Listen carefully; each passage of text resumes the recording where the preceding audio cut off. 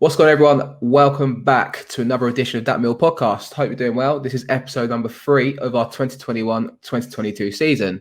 We're going on our own today, myself and Micky. How you doing, mate? You all right? Yeah, good, mate. Good, mate. All good. You? Yeah, not bad. Our third tripod, so to speak, of our show is Kai. He's obviously his way this week, but, he's enjoying his break. So if you're listening to this, Kai, I hope you're having a good one, mate. But, yeah, I'm swell, mate. I can't lie. I went to my first Millwall game yesterday at the time of recording. And, obviously we'll talk about that in part 1, mate, but I've got a good feeling about this year now. I think that's the high of Millwall winning 3-0 away from home. Can't say anything else about that. Yeah, but you made me look like a right cunt, though, didn't you? You posted a clip yesterday with me going, oh, yeah, no, if you think that we're going to be beating teams 4, 5, 6-0, it's never going to happen this season. And then we go out and bust them 3-0. So either the team's listening to it and go, fuck it, we're just doing it. Or you just had that premonition feeling, mate, and you just thought, yeah, I'll just make it like a cunt today. Off we go. Should we kick off with part 1 then? Yeah, we'll do that. I mean, in part number 2 as well, just so you're aware, we'll be giving our 1 to 24 championship predictions. So if you've got an idea of who you want to predict to finish where, comment in below in the comment section and then wait for ours to come out in the second part of the show. So let's go into part 1.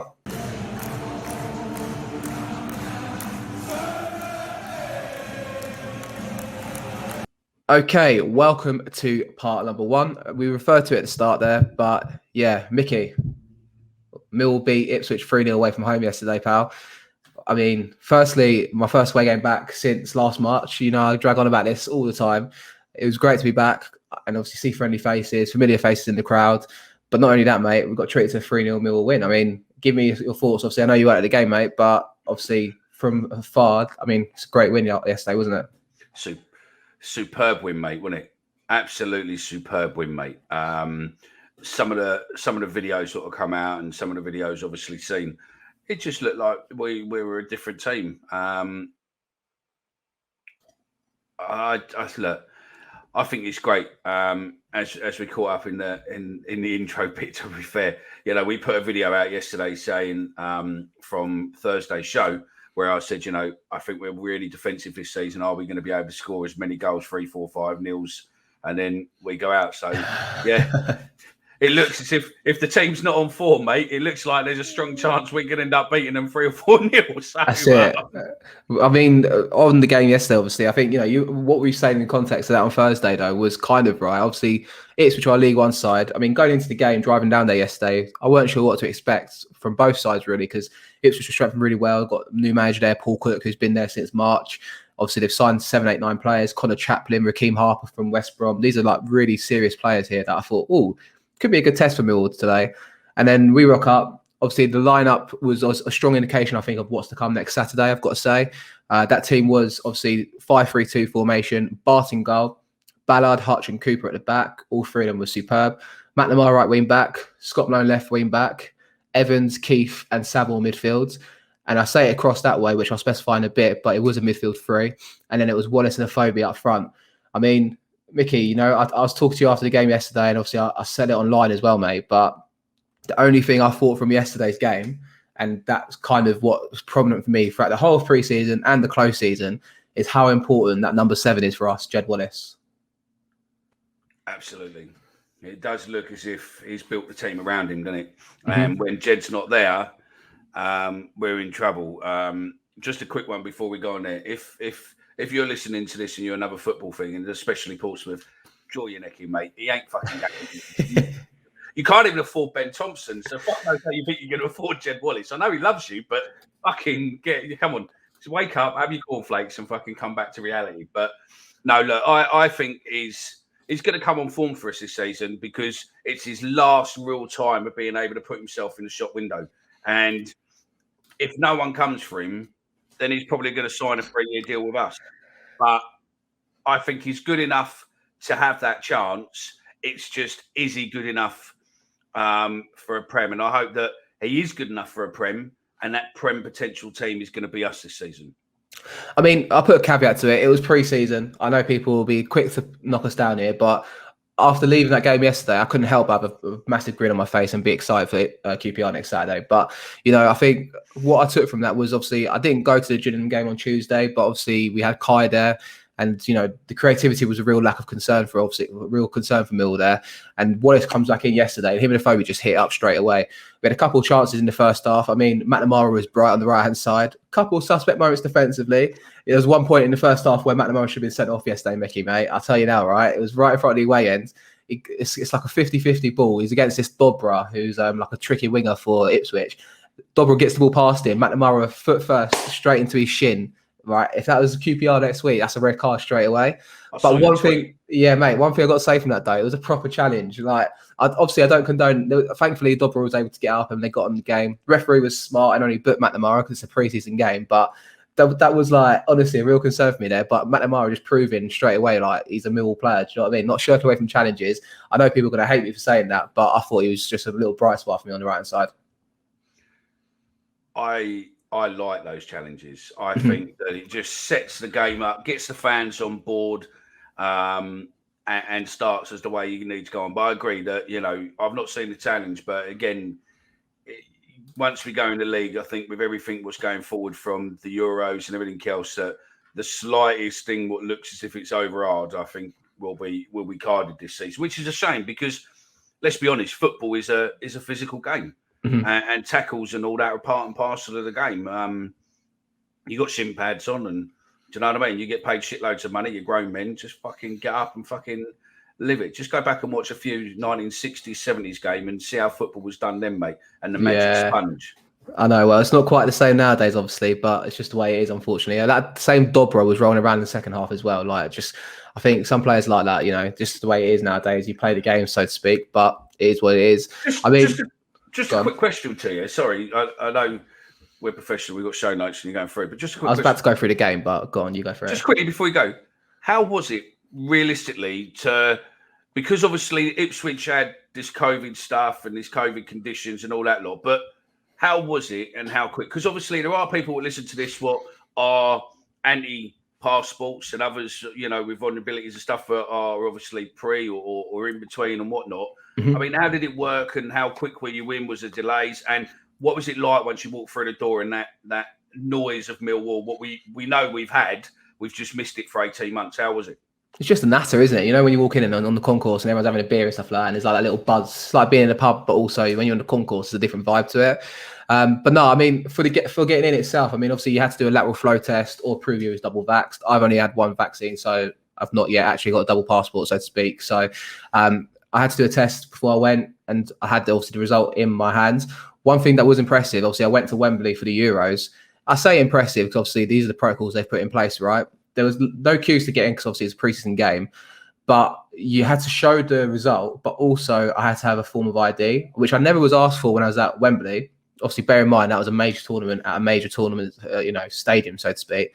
But I had to show my bank card afterwards. I didn't expect it because obviously it wasn't to hand, but I did have it on me. I don't know what would happen if I didn't have it on me, but I showed the negative test and obviously then showed a bank card with my name on it and they let me in. So, I mean, obviously it's not a foolproof lateral flow test. Doesn't stop anyone just reporting the test as negative and not doing it. But for that, so to speak, to get in, I found it kind of like, at least they're doing their due diligence, I suppose, in that sense. But yeah, I know people online were a bit kind of stirred up about it, weren't they? You're on mute. I saw something from TT, and then obviously, a few people said that he was in there. So I don't know whether or not he knows people what were kicked out. It'd be good, at some point, either TT listens to this and comments or gets in touch. But yeah, I think there'd be a bit of confusion until it becomes set in stone that it's going to be either every game or you're just going to have certain clubs go, well, we're just going to go with it until the government forces it in, which is great, but it's going to add to the confusion. I'm glad that they've done either. You could be double jabbed or you have a negative test, which is great, rather than just going, you only have to be double tested. Because I know lots of people who can't have the jabs because of they're allergic to certain stuff in it, or they just don't want the jab, which is fine. I've been double jabbed, but if you're not jabbed, that's completely up to you. I've got, I don't think you should be forced. And my kids are all under the age of 18, and they definitely won't be getting jabbed by force with flu or COVID. So it's good to see common sense prevail and common sense go forward. Just maybe next time there needs to be a bit more publicity. There was a fair amount, but maybe a little bit more possibly. But at the end of the day, we've all got to learn somewhere. So I'll shut up now. Let you talk about the game then. I mean, it was well handled anyway, so I thought Ipswich on their bit, I suppose, in that sense. But it's just like, yeah, I agree with you. It's not really clear across the border. It's obviously different clubs doing different rules there, isn't it? But yeah, I'll talk about the game because that's what I'm here to talk about the most. But I mean, we started bright. I think I said there, obviously, 5-3-2 was prominent. But what impressed me the most was, and what was different, I kind of expected when we've been debating it, Mickey, where we said we'd have Evans and Keith-Bell holding and Saville bombing on. But instead, Evans was on the right side of the midfield three, helping McNamara. Saville was on the left-hand side with Malone. And the two of them was kind of double teaming down the left-hand side. And the same with McNamara and Evans. Early doors, there was like a couple of opportunities. McNamara was obviously linking up with Evans quite well on the right. Put a ball into the box. Saville in the 7th minute should have scored. I mean, it was a great ball in, great header. It was straight at the keeper, unfortunately, but that's albeit how it was. We had another kind of, corners. We looked to threat. I think Ballard, obviously, I was impressed with. It's the first time I've really seen him. Kai's given a glowing reference of him. But, Ballard just seems to be a man mounted at the back. Couple nervy moments with him in the second half, I would admit. But you could tell he's a real quality player there on the right-hand side. Hutchinson, ever reliable. He seems to be just mopping up. I think playing in the heart of that defence, we said it before, where like he can just kind of sweep things up. It allows Ballard and Cooper to kind of push up a little bit. Hutchinson's always there to back him up. And I thought that works really well. And then, we get to the first goal. I mean, I think Ipswich hit the post a couple of times, or forced to save out a bar and hit the post midway through the first half after a really good start from Millwall, passing the ball about well. And then comes the goal. I think it was a corner for Ipswich. And then Wallace picks the ball up, plays it to Malone. Malone plays down the line to Benicophobe. He almost runs out of play. I was thinking, for fuck's sake, what's he done here? Managed to keep it in, on the floor kind of thing. Gives it to Wallace. Wallace in open space, goes for goal.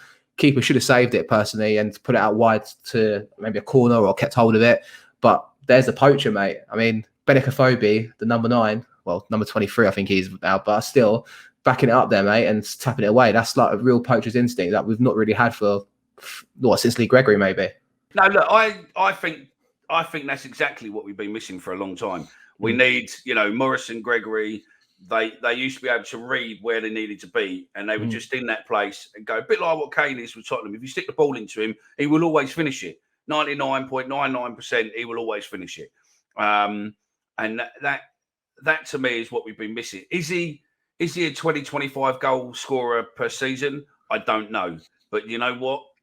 I think it's going to be very, very interesting to watch and see where we go this season with him. If we can get Saville scoring, Jed scoring, Scott Malone to score a few in as well, and a couple of others to score in there, then you know what? We could easily get to that 40, 45 goals and actually make the difference between being lower and, finishing 10th and finishing a lot higher. Because goals is what let us down the last 2 seasons, really. So yeah, I'm excited with that. But I mean, who was your standout player? I mean, Wallace was key to everything, mate, yesterday. I think, obviously, you said it at the start of the show, but I mean, he's involved in all 3 goals in a sly way. I mean, the second goal in the second half, obviously, we got to half time, no change at half time. We almost, I think, scored just before half time. Hutchinson with a header in the box. But yeah, keeper was easy behind it, to be fair.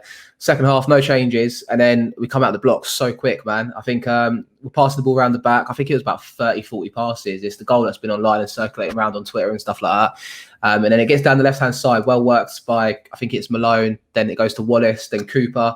But Wallace, again, is a key influence here because what I noticed was no one was making the runs in behind, but Wallace is the one that has the instinct to make the sharp dart runs in behind. He's picked out, I think there was a few times in the first half where he makes the run or comes short for it. He doesn't get the ball to his feet and he's having a go at the players. He's like, come on, give me the ball to my feet. Give me the ball. Second half, he got the ball through kind of, obviously, then he plays it on the left to Jake Cooper, of all people, who's on the touchline.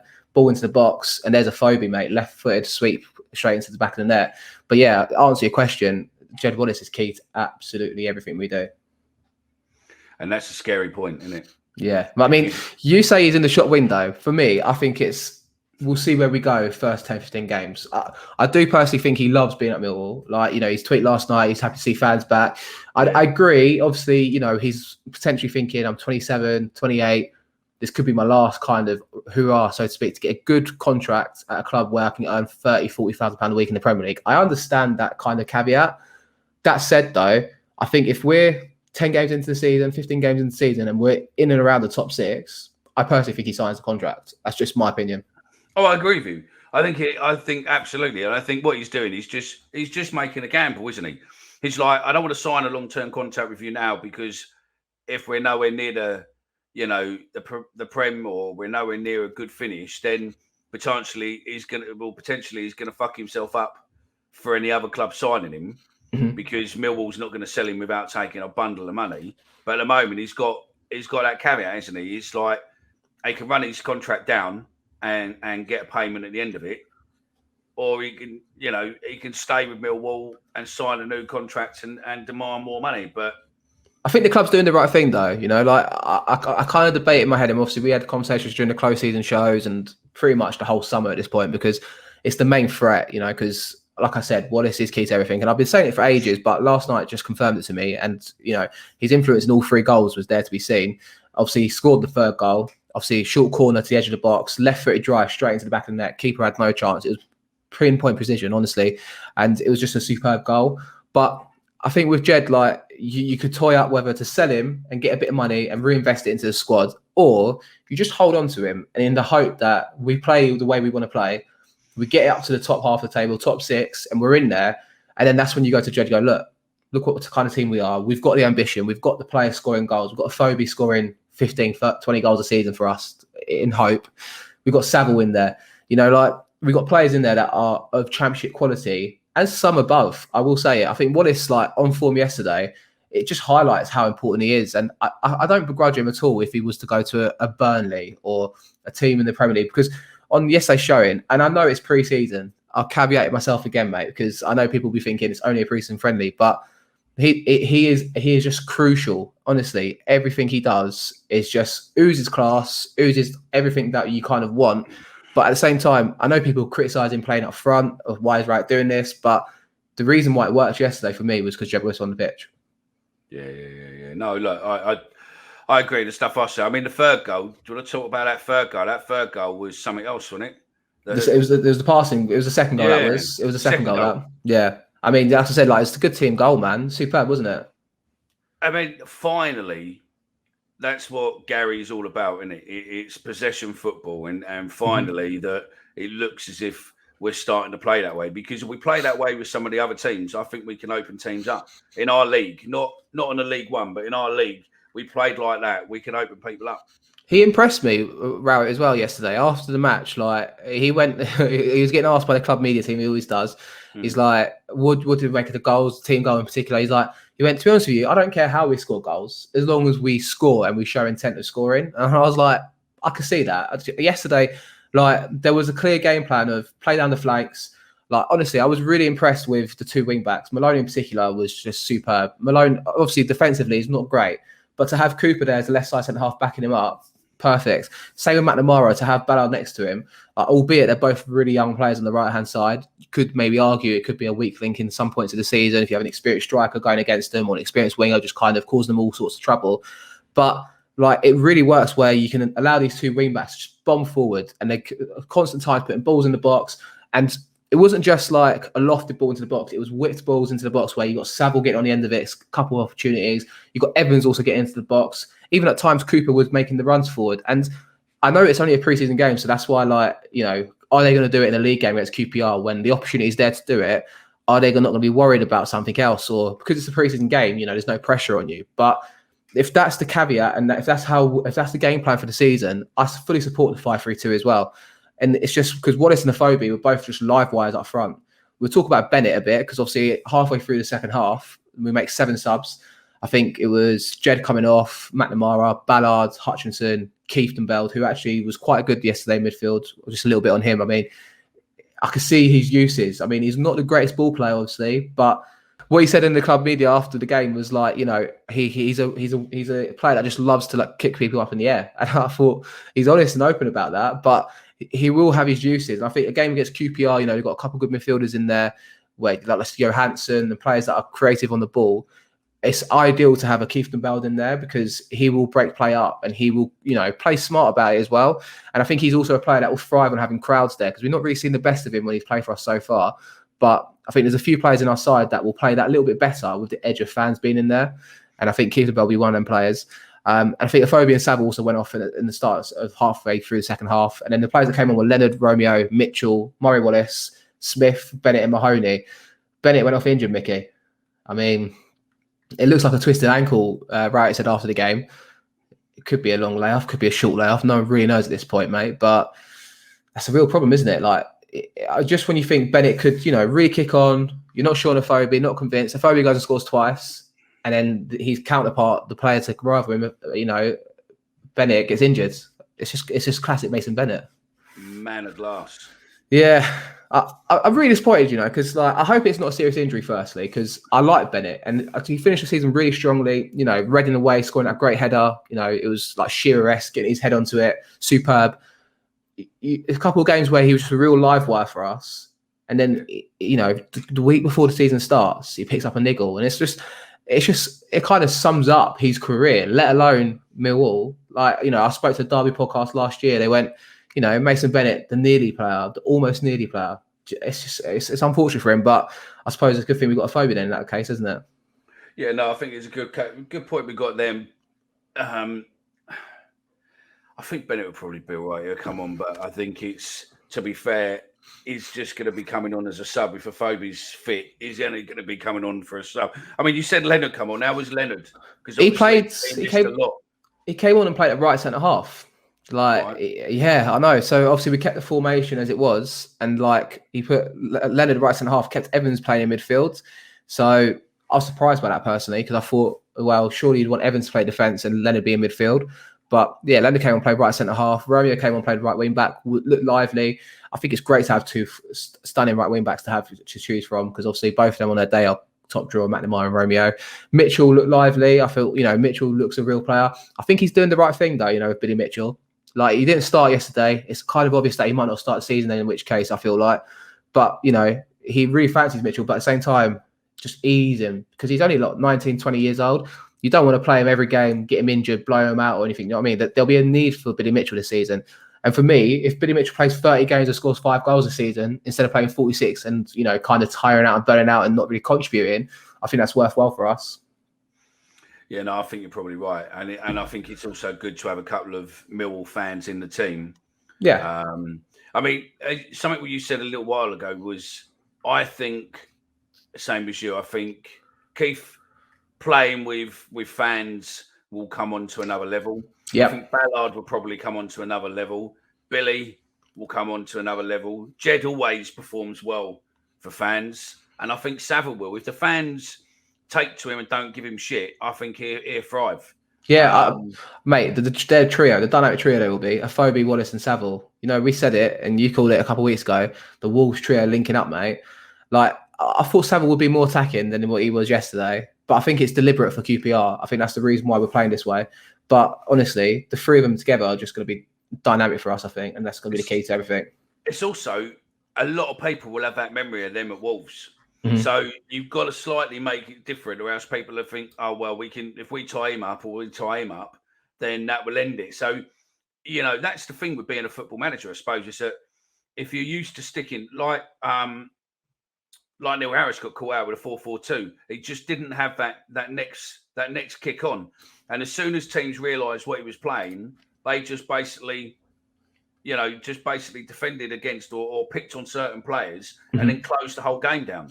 And I suppose that's what you've got to do. You've got to be able to have, what you put out, but actually those players in that formation play slightly different to what that formation is. Yeah. And I think that's what Gary does. Gary has got sort of the plan A and B, and he can make bold changes to suddenly turn the game up. I'll never forget when he come to us the first game, wasn't it, against Charlton, where we were 1-0 up, 1-1 up, and literally most people would have gone for a draw, and he just went hell to leather and went out. And I mean, if we'd have lost that game, he would have been hunted for it. Yes, okay, we went out attacking, but it's against Charlton where we've got a long record and we're winning on the bragging stakes. But if we'd have lost that, it could have been a different story. But he went out and won it. I think he'll also be a manager. I think all of them, I know all the clubs have said it, but I think our club, our management staff, our players, having fans back, having a den with 10, 15,000 will make such a huge difference this year. We'll get on to our predictions in the second part of the show in a minute, but, I've got real hope and optimism based on yesterday's performance. That's the only problem there. Pre-season, we drew against Fulham without Jed. I think maybe he went off injured in that game. You know, we've not had a real consistent run of games where we've seen that creative outlet. It was against the League One side, albeit a hotly anticipated, you know, and expected to go up League One side as well in Ipswich. But I'm just really anxious to think that if we're one injury away from a Wallace being out the side and then having Conor Mahoney in, who came on yesterday, Mahoney, right? I just don't see him fitting into this side, Mickey. If we play that 5-3-2, there's no real place for Mahoney in this side. And I thought we'll talk about him just quickly because he didn't really look interested yesterday either for me. I'm not saying he was terrible, but he was just the same kind of Mahoney where, you know, like he wouldn't chase balls down. I know it's pre-season only, guys, but, you know, for me, Mahoney I don't think he's going to have it here at Millwall this year. I really don't think it's going to be I don't think it's going to work out for him. I think when you say, it's only pre-season, I think pre-season is basically, look, this shows where you are, where you want to be. And if you're not chasing balls down, you're not putting in the legwork, then that shows that there's something else going on in your head. He's an unbelievable player. With the ball at his feet, he showed it yesterday at one point in a glimmer where, like, he gets the ball at his feet, great touch, takes on a couple of players and wins a corner. And I think to myself, do that 100 times a game. Just keep doing that because you will be a real asset to us. But he doesn't do it enough. Just doesn't do it. And maybe you don't know what it's like behind here. Maybe he's just a bit lack of confidence because he knows he ain't really going to get a game unless he gets subbed for Jed or something like that. You know, it must do you a bit of confidence in when he's on a contract and Jed's on the last year of his contract, and it's sort of like, rumor has it that Jed was offered a superb contract from the club to keep him there. You know, most wages, highest contract, stuff like that, to make him the best player we've had on financials. If that's true, then and that's been reported in the press, that's got to hurt you. I mean, if me and you work for a job and we're both doing the same job as such, and you were offered more money, a lot more money than I was, I'd have a raving up. It wouldn't stop me doing my job, but it would definitely give me a bit of negativity, thinking, well, hang on, I'm busting my ass the same as you. What the fuck, you know? Especially if Connor's maybe on 3, 4, 5 grand, and then the contract could be 10, 12, 15. You know, maybe 20 for Jed. It's a lot of difference when you're thinking, well, you know, I'm just going to come on and kick a ball and that's it. I'm not, you know, I might have a few good passes, but I think that's the point though, Mickey. Like, you know, Jed's working for it. Jed's providing the returns for it. Where Mahoney's like injured half the time, not putting it in half the time. And I know like putting it in is the cliched thing for Millwall, but you know, he needs to show that he's willing to be here and put an effort in. And I'll be honest with you, it wouldn't surprise me if we're talking about players that could leave. I could see Mahoney leaving this window. And I can also see maybe Bodvarsson going as well. We know that Bodvarsson's not played now the last couple of preseason games. I think, and Bradshaw as well, only came on because of Bennett's injury. Bradshaw's perfect to keep around, I think, the squad. But I can see Mahoney and Bodvarsson being the two that leave, and maybe Thompson. I mean, Thompson came on at the Almark as well. I weren't convinced about Ben Thompson yesterday either. That's the first time I thought that as well. He played in the midfield role. And I just didn't see from Thompson what you expect. But he's also, I think, a player that likes to have a run of games. So, you know, I think it's different with him. You know, you'll get that work effort from Thompson, but maybe he needs 3 or 4 games in a row to kind of come up to momentum that he's looking for. Yeah, no, I think you're right with Ben. I mean, look, I love Ben to bits. I think Ben is a true Lionheart. He you know, when he's been to Portsmouth as well, they love him, absolutely fucking adore him. And he is a great player. But I agree with you. Consistency is Ben Thompson's nemesis. And if you don't give him the games, then it's as if it's a stop and start again. So if he plays for 10 games, by the time he gets in 4 or 5, he's on fire, he's on everything. And then if you stop him for a game, it's as if, right, we start again. And he starts from 0 and builds the meter up, which is a damn shame because he's a great player. But it's probably realistically League One, League 2 is probably, you know, he's chosen level, which is unfortunate. But, you know, maybe playing in League 1, League 2 will give him the level to step back up rather than coming in. But, definitely. You know, I think you're right. The only one I don't disagree with is I think that Bodvarsson, I don't know if they will sell him or not. They want to, but I just don't know if anyone's going to take him. And I don't think they're going to release him without an offer, purely because I think there's too much money there for not to just release him off, right?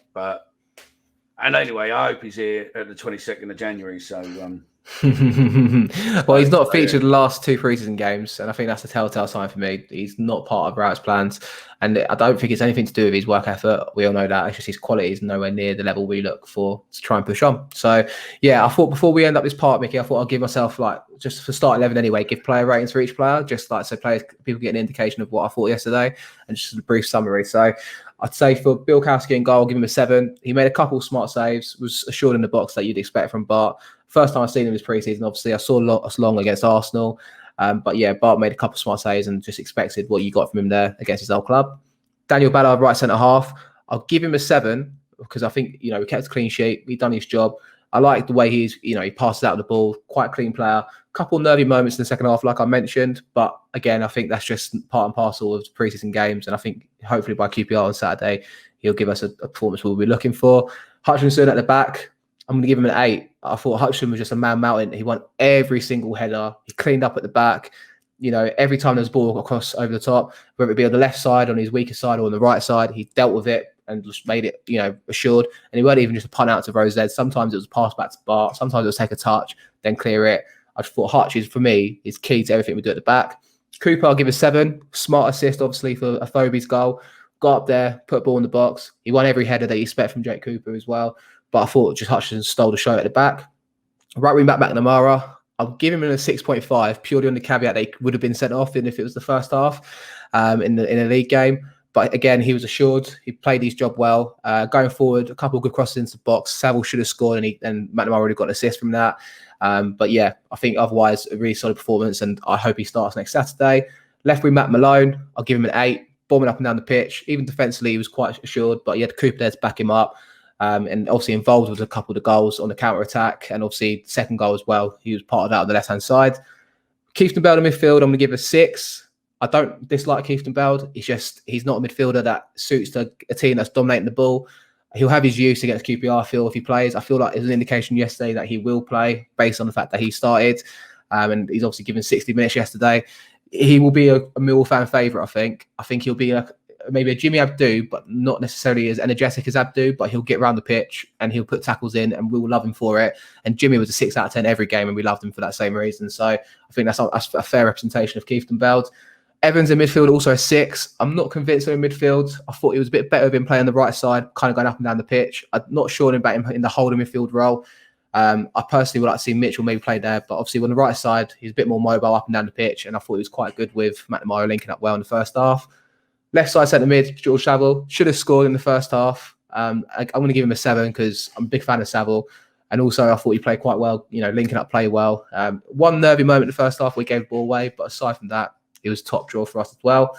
And finally, Jed Wallace and Benik Afobe. I think they're both going to get a 9. I think Afobe obviously scoring twice. Great to see him get off the mark. 2 really well taken finishes. A poacher's finish in the first half and the second half, guiding it left footed with his weak foot straight into the far corner. He only needed one opportunity and scored that. Whereas if you look at Bradshaw, Smith, Bennett, they probably would miss that probably 5 times out of 10. Whereas Afobe, 9 times out of 10, bags that goal. And I think that's the difference. And I'm hoping we'll see that on a consistent basis from Afobe. And Wallace, you've already heard what I think I've got to say about Wallace in this show, I suppose. So yeah, 9 out of 10 for our real talisman. There you go. What do you reckon, Mickey? I think they're good scores. And obviously, we've got a secret coming, which we'll explain on the next show. But we're going to be doing something around these player ratings, aren't we? Indeed. With somebody, which will all be announced hopefully on the Thursday or the next Sunday's show. So watch this space. Watch this space. Definitely watch this space. So yeah. I'm loving the high pitched little exaggerations there as well, mate. It's good. Yeah. The excitement is real. That's right. It. We're going to end part 1 here. Part number 2, we will be talking about our 1 to 24 predictions. And yeah, if you're in the comments now, be sure to leave your 1 to 10 of play rate, so to speak, of yesterday's game if you was there. And if you disagree with me on anything I've said or Mickey, let us know. We like a bit of debate in the comments as well. So yeah, let's go to part 2 now.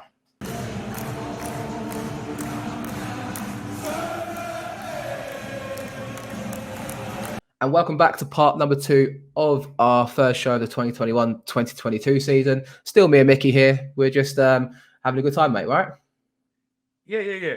What? Go on. 3rd show of the new season. That's what I said, third. You said first. No, I said third. All right, I might maybe my pronunciation's off point, or maybe your ears are starting to go. So if you're listening to it in the comments and you think he said first, then add it in the comments. Micky right, Omar right, and we'll go from there. So there you go. Yeah. Well, but anyway, this part, mate, we're gonna give our 1 to 24 predictions for the season. Just a little bit of fun. You say your first, I'll say mine, and we'll go through them that way. Yeah. Okay. We'll start at the bottom though to build a bit of suspense as we go up, because people won't know where we put Millwall yet. So it makes it a bit more fun, doesn't it? So just for a little play along, guys. Obviously, if you're new around here, we're just doing little predictions because we're going to hold ourselves accountable to it by the end of the season. We might even drop it on it halfway through the season after 23 games. It's just a little bit of fun, obviously, to hold us accountable and see what we think, if we know our shit about the Championship or not, because I'm expected to beat you here, I feel like, mate. I'm not going to lie. But if I don't, then it's a bit embarrassing on my part, no?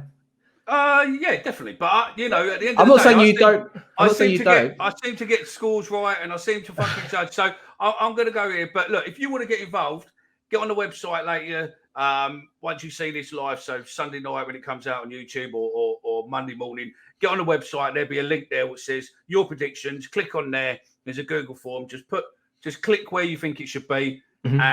And then we'll highlight some more in the Thursday show of where you are. If you want to shout out on there, we'll probably give you a shout out. But let's see where you are compared to where we are. And then at the end of the season, we can either take the living piss out of you as well as us, or we can say congratulations. So if you want to get in, it's all a bit of fun. It will be on the website later on. Yeah, and if you beat me, I'll hold you accountable and I'll buy you a pint at some point in over a year's time. So there you go. I'll hold you accountable to that just a little bit. But I think Micky, mate, I should beat you here. I'm not saying that you don't know your football, but I claim to know more than you about football. We normally say this between each other. So if I don't, then maybe this isn't about football as such. This is about reading previous, looking at stuff, looking at different stuff, looking what the bookies do, looking at this, and then this is where I'm coming in. So football, until it's played, is not a science. It can go either way, a drop of a hat, player being sent off, etc. So that's true. I am up. I think I've done fair enough. Let's see. Game on. Your team finishing last place is Derby County. Mine is Peterborough United. Okay, so Peterborough obviously freshly promoted, aren't they, from League One? I think, personally, I hope they do better this season. They've always been a yo-yo side, but I think this year they might maybe just surprise a few people. 24th place, mate, Derby. I mean, I think you've got them in 23rd place, if I'm not mistaken, no? Yes. No, I've got, 23rd I've got them. Yeah, Derby County, yeah? Yeah. So obviously we're both agreeing Derby are going to get relegated here. I think they're in big trouble. They've got no contracted players. I think they've got 9 players contracted. One of their players was injured in training last week by Wayne Rooney, who's out for 12 weeks now because of that. They're really struggling. So I think they're going to go down this year. Financial fair play has really caught up with them and kind of stung them in the arse really there. So I've gone 23rd Hull City, also a newly promoted side. She stopped.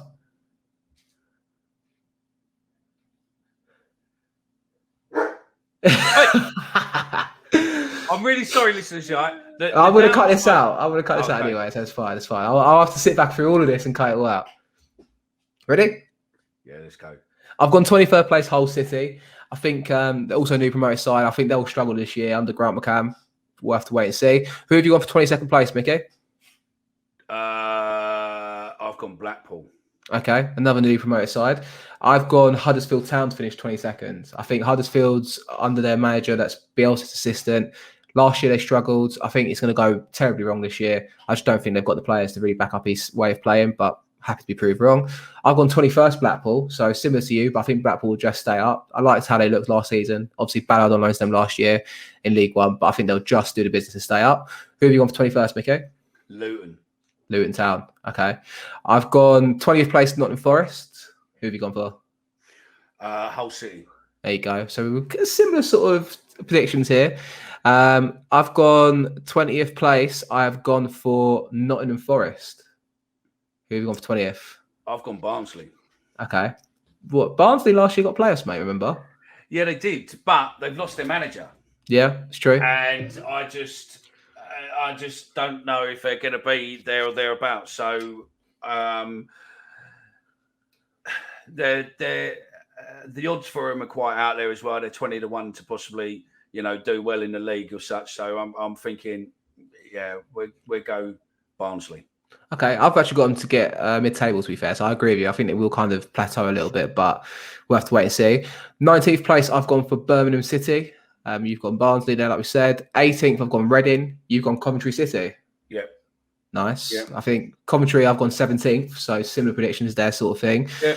17th, you've got Huddersfield. Again, similar teams we've mentioned in the same bracket here. So I think we're kind of, similar predictions, mate, to be fair. Just a lot of it is quite there.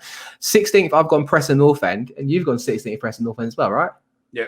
So that's our first prediction. That's exactly the same as each other. Hey! 15th, you've gone Stoke. I've gone Peterborough. Like I said, I think Peterborough are going to cause some trouble this year and overachieve a little bit. I hope they kind of come around there. 14th, I've gone with Stoke City. You had Stoke in 15th, sorry. You've gone Reading in 14th. I've gone Stoke, like I said. 13th is my Barnsley prediction. You've gone Swansea City. Yeah. You've gone Blackburn Rovers 12th. I've gone Luton Town 12th. I think Luton will be in and around it this year. I think they'll surprise a few people. Obviously, signed Onyedinma Dimma. I want to see how he does this year. Adam Campbell obviously signed for him as well, who he's linked with. So I have to wait and see. 11th, I've gone Blackburn Rovers. You've gone for QPR. Obviously, just one off there with Blackburn prediction. And now we're going to the top 10. So this is when it gets interesting, mate. You've gone Birmingham City to finish 10th place. Why? Why? Yeah, why? Do you think they're going to do well this year, yeah? Because I think You think Ryan Woods is going to spearhead them to outside chance of the playoffs? Fucking hope. No, I think Birmingham is Lee Bowyer's team, isn't it? He's got lots and lots of connections there. I think he's all right. I mean, if we go on to 365, 365 are rating Birmingham to be fairly high up. Yeah. So they are rating Birmingham to finish 8th. They're obviously 365's done it with FIFA. I think every Birmingham fan would take this finish after being in and around the relegation zone for the past few years. Lee Bowyer did well to steady the ship after his arrival in March, and FIFA thinks he'll be able to shoot them up in the league this time around. I've not put them up at as 8th, as high as there, but I do think 10th place is a potential. I've got them 19th. I mean, I think they'll stay up. I think they'll be all right, but we'll see. I've got not a lot to prove, have I? As long as they finish above 19th, then I'm right, you're wrong. So it don't really matter. We'll work on the margins as long as whoever's closest, I suppose. But yeah, 8th place you've gone with 9th place. So you've gone with Middlesbrough. I went Swansea City. So Middlesbrough could do better, but I think if there's any manager there what can get a team up, then I suppose it's Warnock. But that's it. I just think that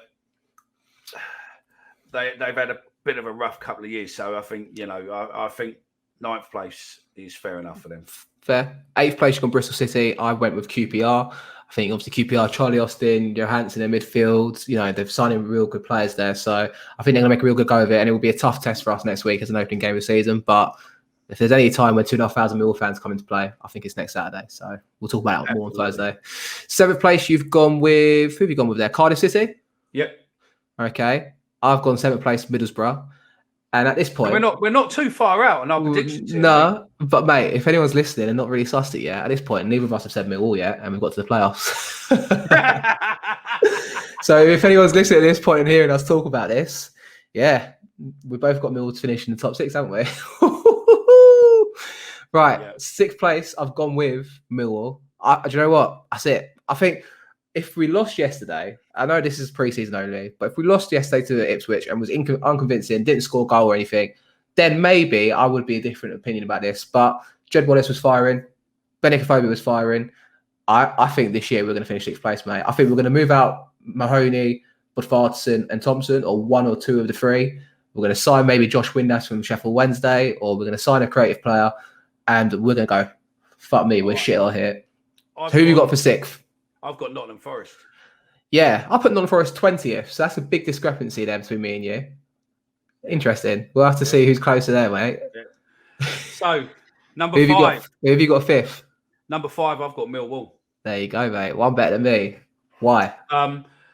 Well, looking around, I mean, the odds are quite varied for Millwall. I mean, they're quite outside there for 25-1 for Millwall to win the league this season. But it's this comment. 365 and FIFA have gone 10th for Millwall. And they've got Mills kept 17 clean sheets last season, expected to be strong at the back once again with the addition of Daniel Ballard, who's coming on loan from Arsenal for the season. Their problem last season was hitting the back of the net. And so that be that Afobo is able, hopefully, that Afobe is to make the difference. So I don't reckon on the points. I think we'll score more than 59 points. But I think with him, a couple of others, and like you say, if we can bring in a creative player, then fucking job done, mate. We will finish easily in the top 6. I love it. Position number 5. 5th place for me, I've gone with Cardiff City. So you had Cardiff finish 7th. I've got them finishing 5th. I think Mick McCarthy is just going to steer him there. Keep him all up front, real quality there. So I think Cardiff will finish 5th. I think our top 4, if I'm not mistaken, is the same top 4, correct? Well, not the same in order, but the same selection. Yeah, pretty much, yeah. So to discrepan that, we've got Fulham, Bournemouth, West Brom, and Sheffield United in our top 4. I've gone Fulham 4th. You've gone Sheffield United 4th. Yeah. I've gone Bournemouth 3rd. You've gone Fulham 3rd. I've gone West Brom 2nd. You've gone Bournemouth 2nd. And I've gone Sheffield United to win the league, and you've gone West Brom.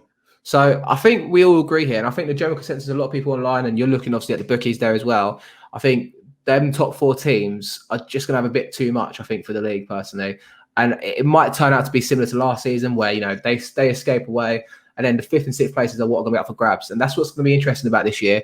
I think them 4 teams will go. Marcus Silva now at Fulham, Scott Parker at Bournemouth, Veli Ishmael now at West Brom, the old Barnsley manager who overachieved. And obviously Slavica Jovanovic, or whatever his name is, at Sheffield United now. I've forgotten to win the league. I just think they're going to have too much. And I think, obviously, they're going to have their Bramall Lane back, their fans back as well. And Bramall Lane's always an intimidating place to go. I put it a little bit behind Leeds, to be fair. Leeds I enjoy going to, and Bramall Lane also just for them both reasons there, because the crowds there intense. And I think they'll probably bounce back, personally. But, yeah, mate, interesting predictions there. And I do agree with you. I think the top 4 will kind of take shape like that. But Mill's going to come 6th or 5th. That's it. Yeah, 5th or 6th. Yeah, we'll be in there. I mean, those of you missing Kai, don't worry. His video will be uplifted where he's done the 1 to 24, so you'll get there. But, I mean, looking at the odds, we've done the predictions. Looking at the odds, this is on Marathon Bet. There are a few others, but they're all rating those 4 at the top. I mean, Fulham 11 to 2, West Brom 13 to 2, Millwall's 25 to 1, Queen's Park Rangers 25, Huddersfield, Blackpool, Peterborough, all above 50 to 1. So Huddersfield 50, Blackpool's 66, Peterborough 66. I think, look, we're there or thereabouts. I mean, if you look at across all the betting outlets, they are all sticking most of the top 4. You're looking one there where West Brom, Bournemouth, Middlesbrough, Blackpool, Peterborough, and Huddersfield, they're rating to finish in the top lot. So I don't know. Yeah, that's what I say. I think it's open this season. Like I said, plenty of times before on past shows over the last so many weeks, it is Millwall's chance, if any, to go for it this season. If we get the right amount of players and get the right players in, and those players hit, then we're on it, mate, and we're definitely be there. Come on, Millwall. Mate, I'm buzzing for next Saturday. I can't wait. I'm actually so buzzing. If you're going next Saturday, comment below. Let's get on one. Let's have an all-dayer. Millwall's going to win the league this year. We're not going to, but, let's all imagine it's going to happen. We're going to win next Saturday, turn over QPR at their home turf. We're going to have an absolute blinder. We're going to get escorted back to Shepherd's Station and have it large. And that's it. Away days are back, mate. Away days are back. Make sure you listen to Thursday's show, because there'll be a couple of little secrets coming out on Thursday about what we're planning for Saturday for you. And also, if you haven't yet, click on the website and listen to this. There's features on there where you can vote for us in the Football Awards. You can either do it through our website, or there's a couple of clicks where you can actually put it on website. Just click and it will take you straight to your Twitter page and vote. And don't forget, if you are going to away games, get on our website, check. There's all your travel information, pubs, directions, sat navs, everything else is all on there. And again, thank you to the AMS for sponsoring that page. And again, if you want to join them, that's on there. You can click on there for them. I think they're up and coming this season. And yeah, we've got loads planned for this season. We've been working on a few commercial tie-ups and stuff, so we've got loads coming. So exciting season for us.